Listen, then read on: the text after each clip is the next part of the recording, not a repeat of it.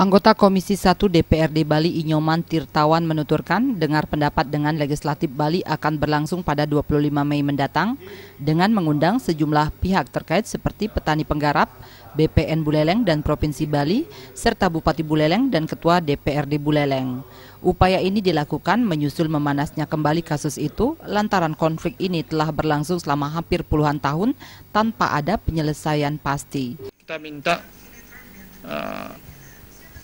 penjelasannya dan minta membawa data yang autentik sehingga sebagai aparat atau birokrat dalam memberikan sebuah statement tidak bermain opini.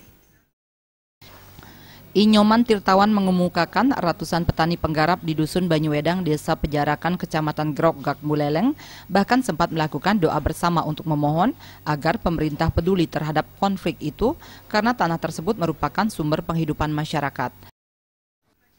Sampai sekarang dari dulu belum pernah satu orang pun memindahtangankan hak atas tanah itu. Justru ada muncul HPL nomor 1 itu. Kalau saya lihat itu adalah sebuah bentuk pembangkangan oknum ataupun pejabat baik di BPN ataupun di Pemda Buleleng. Karena Mendagri itu kan membawahi seluruh kawasan Indonesia. Alit Sidi dan Kadek Indrawan, Bali TV.